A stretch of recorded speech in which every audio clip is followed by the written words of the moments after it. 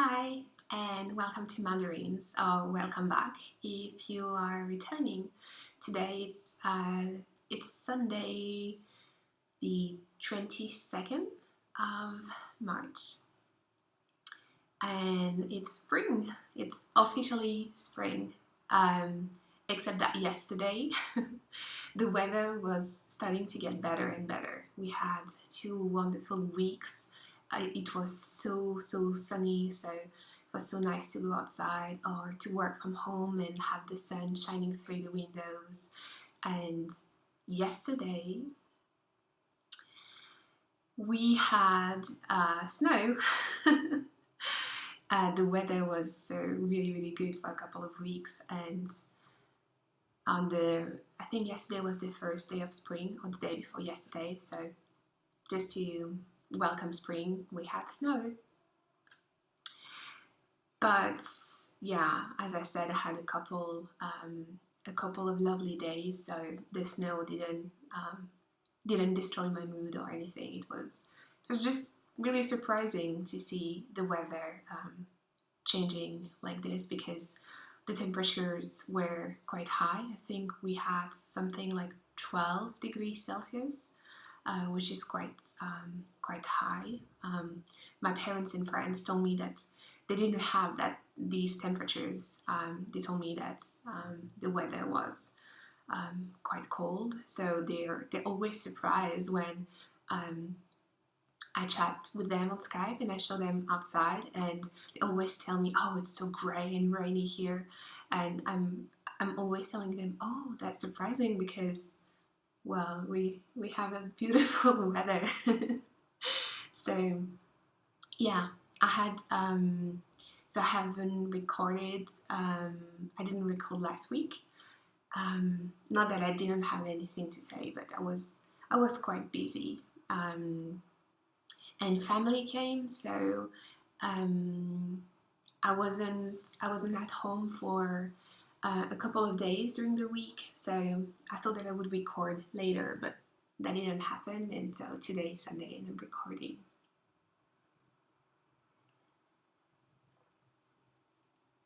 I'm trying not to make too much noise because I realized in the previous podcast that every time that I was drinking and that I put back my cup on the windowsill, it makes a lot of noise, so I'm trying to be careful with that.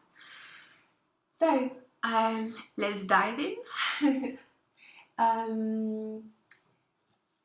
Yeah, my water lily is still sleeping at the moment. I'm waiting to finish my what I'm currently working on. I only have one project on the needles, so I hope to finish this one, and then I will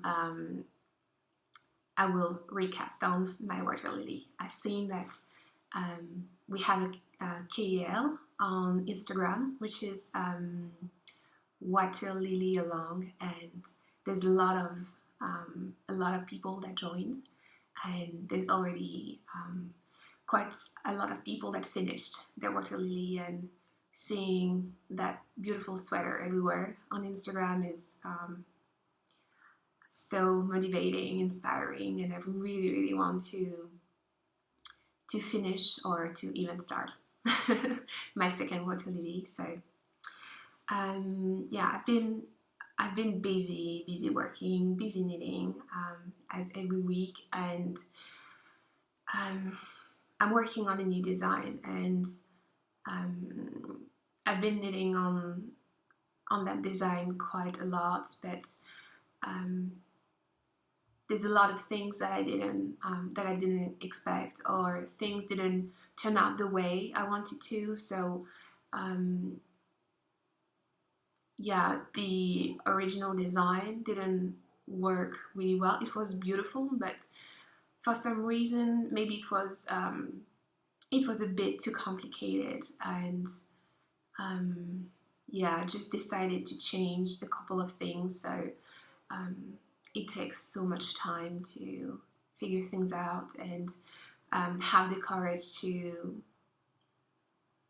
tell myself that I reached a point where I know that it's not working anymore and I have to be back something like, yeah, a skein of yarn to more than 200 yards. But sometimes that's for the best, because new ideas start come to your mind, and you try new things, and you're more satisfied with the second, the third, or the fourth attempt. So yeah. So I've tried 2 times to knit this design, and because I know that I don't have enough yarn to finish it with the same yarn, so I had to use some of the yarn that I had planned for my water lily to finish the design, and because it didn't work out, so I had to start with something else. So I'm not showing you the design, I'm not giving anything away, but I just want to show you that I've been knitting a lot, and yeah, it's frustrating when things don't work out sometimes, but as I said, that's for the best. So I have that much knitting, so that was the first attempt. Then I have this one, which is the second attempt. So that's fingering weight yarn, so you can easily imagine how much time I've spent knitting on that. And what took me a lot of time also was just to finally decide to frog it and rib back. And so at the moment I'm working on the third version of the pattern.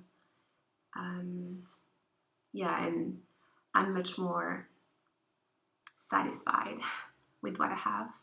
And as you can see, that's still a lot of knitting.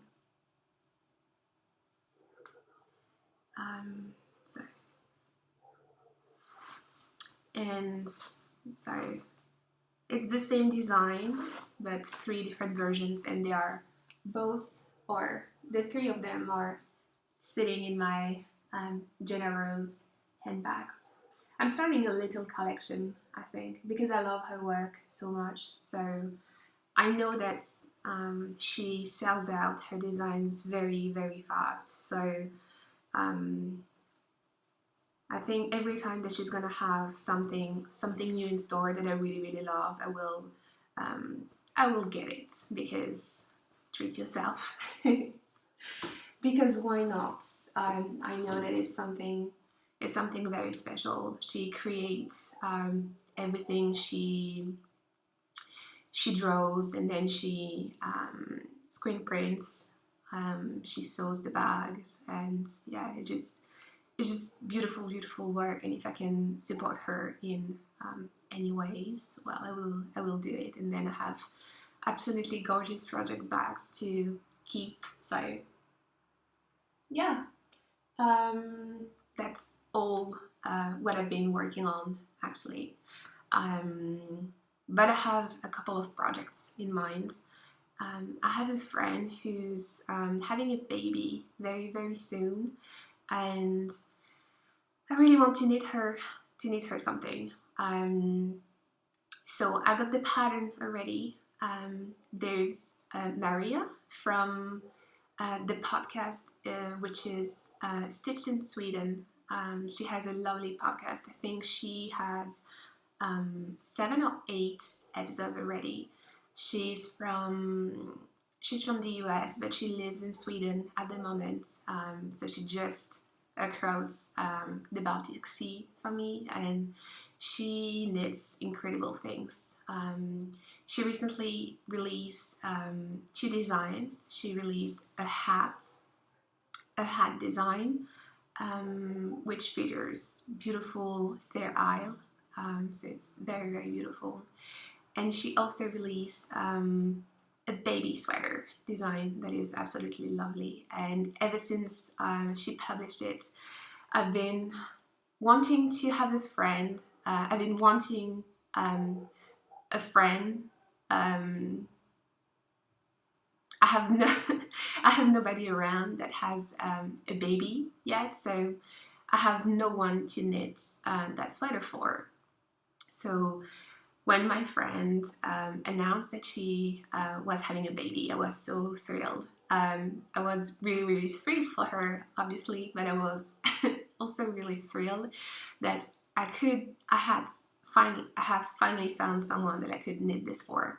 So she released a beautiful bottom-up cardigan with a simple fair isle on the yoke that has little hearts, and it's so beautiful. So I think that I will get some Latvian wool. I don't know if she's having a baby girl or a boy, but the plan is if she has a girl, I will knit the sweater in some kind of light gray color for the main color, and for the fair isle, the little hearts, I think I will use some red or dusty pink or something like this. And if she has a boy, because I don't think that hearts are the best, or I mean the cardigan would look really, really lovely on a little girl, but I'm not so sure for a boy, so I could always modify the fair isle section, and try to make maybe some Norwegian flowers or something like this. I could always modify the sweater. So yeah, I'm really, really excited for that. I don't have the yarn yet. I've been to my yarn shop this week already, but I didn't know that I would need that, so I didn't get any yarn for that yet. So I will have to come back. I will have to go back to the yarn shop, which is awesome. So that's the plan. Then I will obviously knit my water lily. What else do I want to knit? Oh, a lot of things, obviously, but that's what's in my mind at the moment. So when I was in my yarn shop, I got a skein of yarn. I've tried to be very, very reasonable and not get more. So it's still the Latvian wool, which is I don't speak Latvian, so it's Limbazu Tine or something. And I keep making my research, trying to find Latvian wool, and I know that this brand, they said that it's made in Latvia, but the wool actually comes from New Zealand. And so I've only found at the moment, I've only found one brand of yarn that processes Latvian wool, because they don't have the infrastructure to clean the yarn properly. I think there's only 1 or 2 mills in the country, and so they cannot wash the fleeces properly. So they do they skin the yarn and everything, but you will have a lot of vegetable matter in the wool. And so I made my research, and I called the mill to ask them if they knew things about the fleeces that they got. And they told me that the way it works, it's farmers, so they raise their sheep, and then they can bring the fleeces to the mill. And to make yarn, the mill, because they don't have that much quantity of wool, so they just blend everything together and they make this, so it's called passe wool. So they make this wool out of different sheeps that are raised in Latvia, but they don't know anything about the breeds because they get yarn from different farmers. So she told me that I could check out the Latvian Sheep Association to get more information, but it's quite hard to know exactly what's what breeds farmers are raising. So I have a couple of links. I will have to call people and maybe go to the central markets, because in the central markets you can find almost everything, and sometimes if you're lucky we can have a farmer that will be selling his yarn that day, so you can ask him questions directly. So yeah, still in process. So I bought this Latvian New Zealand wool because I don't remember if I told you or not, but so next Friday I will be attending a workshop to learn how to knit Latvian mittens.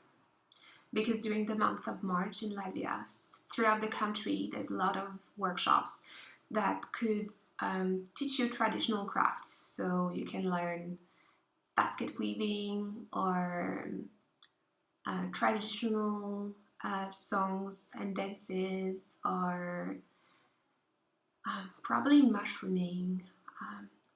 Maybe not, because it's in March and there's no, I don't think you can find mushrooms yet, but traditional crafts.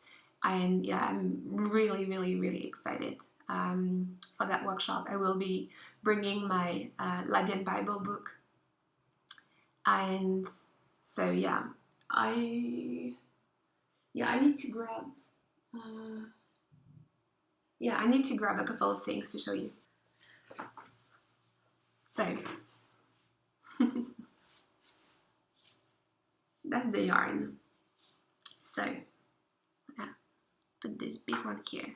So that's the same yarn as this one. So that's New Zealand wool, but I've dyed this one. I've shown you that already. I dyed this wool with purple carrots that are grown in Latvia. So I thought that these two together would be, I think they go together really, really well. And I will have the main color. That's the main color, and then I will use these ones for the Fair Isle. So yeah, I'm really, really excited. Nina, if you're watching, Latvian mittens. Nina is from the US, but she lives in Chile at the moment, and she has a podcast which is called Fuzzy Knots.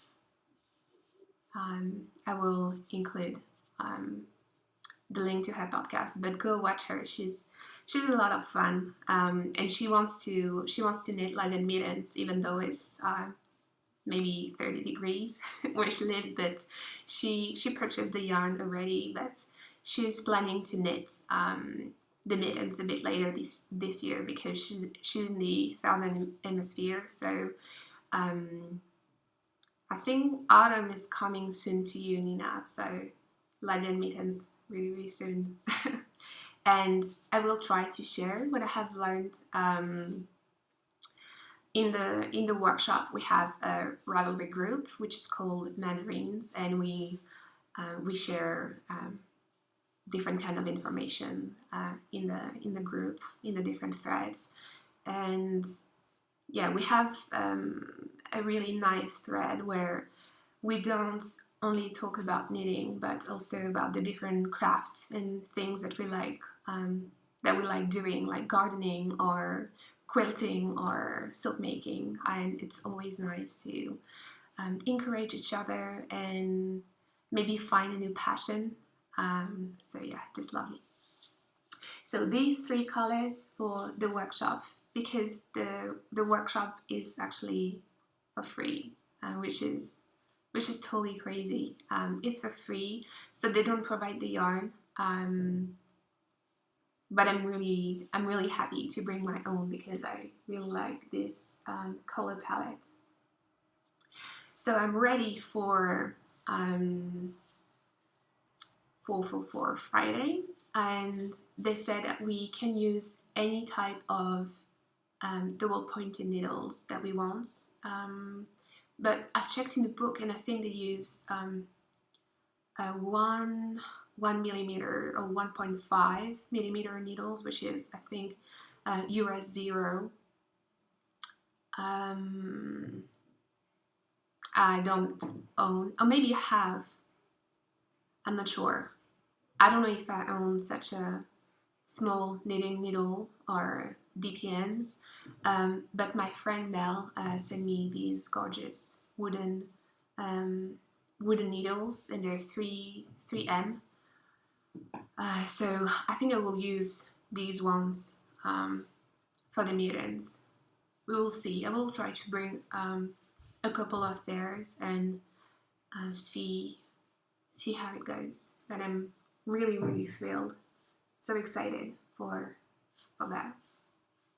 So yeah, I will be using my Latvian New Zealand wool, but yeah, this is dyed in Latvia, so there's a bit of Latvia. There will be a bit of Latvia in my mittens.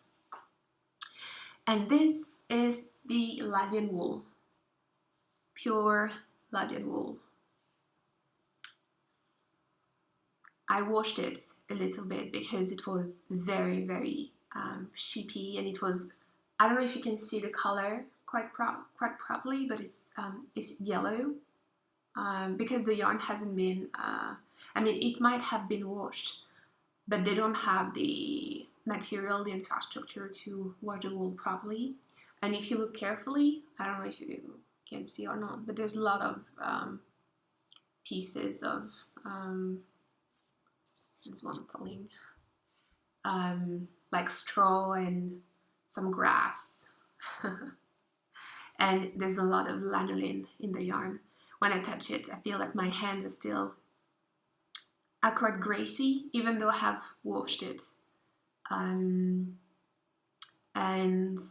something very common in Latvia is you don't know the yard age, or except for the Latvian New Zealand wool because it's processed overseas, so they might know what they do. I don't know, not saying that Latvian don't know what they do, but they do things differently.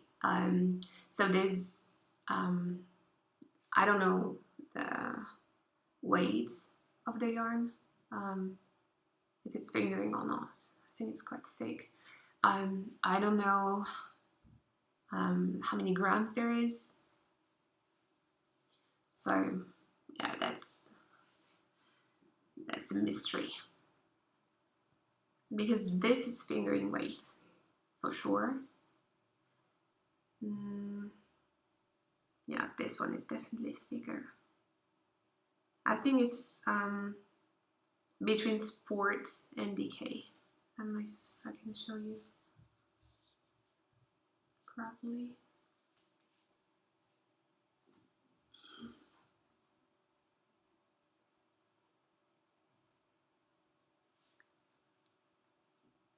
There you go. So the purple one is much thinner, I think. So I have no plan for this wool yet, except trying to dye it, because that's the only Latvian, 100% Latvian wool that I could source so far. So I'm wondering if I know that there's a farmer that is selling his yarn as well, and I can unskin that. And I was just wondering if his wool will be as dirty as this one. Not that it bothers me at all. I prefer to have sheepy wool with veg matter inside than a very clean one that has been processed a lot. So, I'm drinking a bit.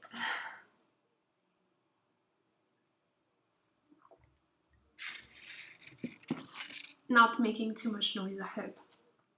So this week I've been to the city center a couple of times, and on Friday I met two incredible ladies that I've been following for quite a while on Instagram, and they decided to have a little trip to Latvia, and at the moment they are in Estonia. So we decided to meet and walk a little bit in the city so I could show them around. We've been to the yarn shop where I got my skin of yarn, and then we went to my favorite coffee shop and we chatted for a couple of hours. It was very, very lovely. And so we chatted for a few hours, and they brought me some presents, and that was really, really lovely. And they didn't have to do it, but it was just not expected. So I got one skin which is called Snoqualmie Valley Yarn Farm Needle. I don't know if you've heard about the yarn shop, Tolt Yarn and Wool, which is located in Carnation, Washington, in the US. And it's a beautiful, I've never been there, obviously, but I've seen bits and pieces on Instagram and on Anna's blog. And she has this beautiful curated yarn shop where she sells natural wool, and she I know that she carries her own yarn, and it's this one. So the sheeps are raised in, I think, they're raised in Washington, and then the wool is spun in Vermont, and it's skinned and scored in Maine. So it's 100% US wool, and it's so beautiful. When I opened up the little gift bag, I was in awe. I looked at the skin for a couple of minutes, and the only thing that I was able to say was thank you, because that is beautiful. That is absolutely beautiful. And I told her that I might frame it. I have a bare wall where I hang my botanical embroidery project, and I have some pots that are hanging with macrame. And so I have a few nails on the wall and a few empty ones, and I thought of trying to frame that in a way or another. But I will keep that preciously. She told me that she brought me the white one because she thinks that I would dye this yarn, but it's so beautiful. I think I'm never going to do anything with it. And Meg is a weaver, and she was so cute because she gave me the gift, and she told me, I hope that you will like it, or and I don't know how I could not love her weaving. It's so beautiful. I've never done any weaving before, but I've always been fascinated by it. And she told me Malabrigo, and it really looks like Malabrigo or Madeline Touch wool. I think it's one ply. This could be Malabrigo or Rasta, and maybe this, I don't know, Malabrigo worsted, or I don't really know. And for this part she used alpaca. So I took it out of the wool, but it's been hanging ever since I came back. And when we were sitting together at the coffee shop, I had this on my lap and I was petting it. It's so beautiful. So thank you so much, Tip and Meg, for meeting me and just having a lovely, lovely time. You can follow their little adventures on Instagram. You can find Tiff at @dottyangel, and Meg is Meg. I will link everything. I will try to include some fancy subtitles or something. Yeah. And at the beginning of the week, I've been doing other crafts, not knitting, no knitting at all. I've been wanting to make candles for a very, very long time. And because it's really hard to get material here in Latvia, I usually buy from ebay.co.uk or to amazon.co.uk because the shipping is most of the time it's free within UK. And so my partner's mother, she lives in UK, and she comes to visit. She works in UK, and she comes back to Latvia a couple of times a year.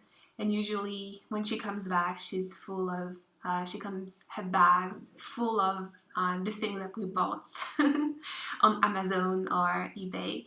And so I think in January or February I bought some soy wax flaxes, I don't know. Anyway, some soy wax and some wooden sticks and different things to make candles. And when she arrived, I was able to make my candles. So I made a couple of them already. Yeah, I don't know if you can see, I have 3 of them burning in the background. And it's super easy to make. I've just used some simple jars. So in saucepan, I poured some water. Then I just simply put the different jars that I had, and what did I do? Yeah, I just started to add slowly by slowly the soy wax, and then I put the wooden burner, and then there's a metallic. The base that keeps that straight. So I put it in, and when the soy was melting, I was adding more and more and more until here. Then let it cool down a little bit, and I added a few drops of essential oils.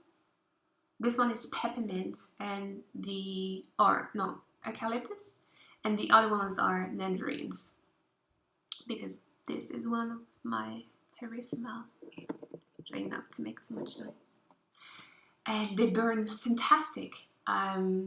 Usually when I buy candles, I can buy soy wax candles here in Latvia, because I don't buy normal candles anymore, because there's paraffin in the candles, and so it's not good for health. So I use beeswax candles and soy wax candles, and they burn for a really, really long time, which is so surprising, because the soy wax candles that I bought in the shop, they burn for maybe 8 hours maximum, and for these candles, they've been burning quite a lot already, and the level of wax almost didn't move. So I'm really, really surprised. So it means it's economic, and it's a lot of fun to make them, and I think they would make perfect Christmas gifts or present gifts. And I saw in the central market that there's a lot of people, a lot of people that sell beeswax, some kind of how's it called, leaf or a sheet. So I think I will try to make some beeswax candles as well. And yeah, just before recording, I went to the market and I got some groceries, and I needed to get some soil again, because I've been away for a couple of days, and when I came back home, my my little garden, I saw that the little garden has been suffering a little bit, so I needed to get some soil, replant the tomatoes, and add more soils for the radishes. And I hope that they will. I hope that they will get better. Yeah, because that's still an experiment. I don't have a lot of knowledge in gardening, and yeah, I don't want my tiny shoes to die. I really want it to work. So I can show you, one of the containers. It's a bit messy on the side because I've been cleaning after replanting, but I have a couple of wooden boxes and these things that are not supposed to be at home, but at the moment that's the only option that we have. So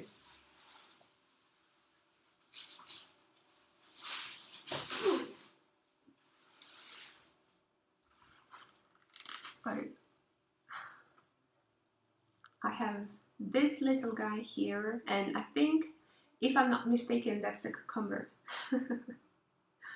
And then I have some tomatoes that have been suffering a little bit, and pepper as well. So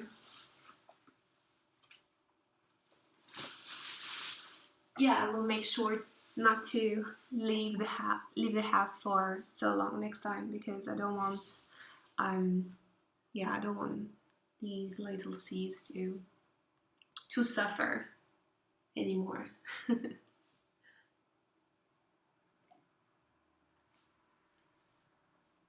So I think that's it for this week. Oh no, just one little last thing. Yesterday, I think I woke up at 5 in the morning or 4:30, and I barely slept. I've been working for many hours yesterday, and I've been working on new design for the blog. I was getting a bit tired of my old website. Old website. It's not that old or anything, but it's just I wanted to have a fresh website that could show my work a little better. So I changed many things. I changed the design, and I've tried to create a special page for my designs for my canopy shawl and my pinecone and mulberry hat. And I'm really, really pleased with the way it turned out. I think it's fresh and minimalist and easy to navigate between the pages. And I really like the aesthetic of the new website. So if you want to have a look, you can find the blog at bmandarines.squarespace.com.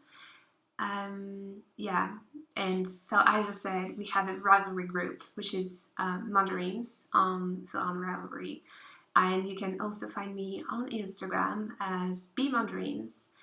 And I think that's about it. So I think I will, as usual, I will either record next week or the week after. So in the meantime, I wish you a wonderful Sunday afternoon, or maybe Sunday evening. I don't know if I will upload the podcast today or tomorrow. So anyway, I wish you a beautiful end of your week or beginning of your week, and see you soon. Bye.